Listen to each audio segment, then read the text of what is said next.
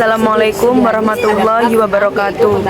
Saya akan mempresentasikan bab 5 studi hadis yang berjudul cabang-cabang ilmu hadis.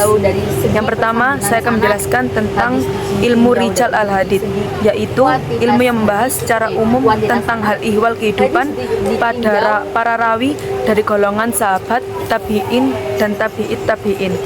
Fokus utamanya yaitu yang pertama, identitas perawi, nama, guru, murid, tempat tinggal, dan masa depan.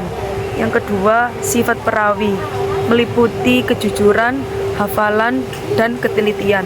Untuk yang ketiga, keterhubungan sanad, meliputi apakah perawi bertemu langsung dengan gurunya. Dengan ilmu ini, ulama bisa menilai kualitas sanad hadis. Karena itu, rijal al-hadis disebut juga ilmu untuk mengenal siapa yang membawa hadis agar bisa diketahui tingkat keaslian hadis tersebut. Untuk yang kedua, ilmu al-jahr wal al-ta'dil, yang artinya ilmu yang membahas pribadi hadis dari sisi penilaian apakah mereka dapat diterima atau ditolak riwayatnya. Fokus utamanya yaitu melihat sifat positif atau negatif, kesimpulan perbedaan. Rijal al-hadis yaitu kajian biografi dan sejarah hidup para perawi hadis. Al-jarwa al-ta'dil, kajian penilaian kredibilitas perawi hadis, atau juga bisa disebut dengan diterima atau ditolak riwayatnya. Dan kata lain, ilmu al-jarwa al-ta'dil merupakan bagian dari ilmu rijal al-hadis, tapi lebih spesifik pada aspek kritik kredibilitas perawi.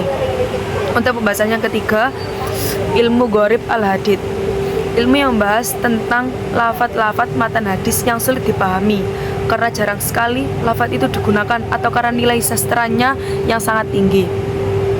Ulama memberikan perhatian besar terhadapnya karena memberikan manfaat berupa pengetahuan lebih jauh dan pemahaman kata-kata hadis. Jadi, memahami kosakata hadis dan maknanya merupakan langkah awal untuk memahami makna hadis dan menggali kandungan hadis tersebut dan hukum-hukumnya. Untuk pembahasan selanjutnya, ilmu asbab wurud al-hadis, yaitu ilmu yang menerangkan tentang sebab historis lainnya suatu hadis yang dalam Al-Quran dikenal dengan ilmu asbab al-nuzul. Mengetahui peristiwa yang menjadi latar belakang disampaikan suatu hadis sangat penting untuk membantu mendapatkan pemahaman hadis yang sempurna. Untuk selanjutnya, ilmu nasik wa mansuk al-hadis, ilmu yang membahas tentang ayat atau hadis yang hukumnya dihapus dan ayat atau hadis yang menghapusnya.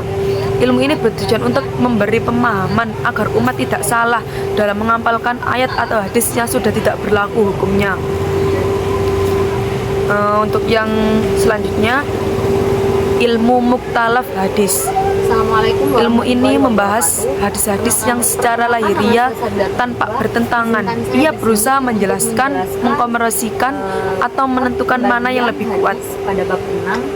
Mukhtalif artinya berbeda atau tampak bertentangan dalam hadis. Terkadang ada dua riwayat yang kelihatannya berlawanan, padahal sebelumnya bisa dijelaskan atau dipadukan. Ilmu ini berfungsi menjaga agar orang tidak salah paham dan tidak mengira hadis saling bertentangan. Selanjutnya, ilmu i'lal al-hadis. Ilmu ini tuh membahas cabang ilmu hadis yang membahas tentang i'lal al-hadis, tentang cacat atau kelemahan tersembunyi dalam hadis yang tidak tampak secara lahiriah, tetapi bisa mempengaruhi derajat keabsahannya, artinya penyakit atau cacat. Dalam ilmu hadis, yang dimaksud ialah penyebab tersembunyi yang merusak kesahihan hadis, baik dari segi sanad maupun matan. Cacat ini biasanya tidak terlihat kecuali oleh ulama ahli yang sangat mendalam pengetahuannya tentang jalur periwayatnya. Sekian dari saya, sekian presentasi sejarah dari saya. Wassalamualaikum warahmatullahi wabarakatuh.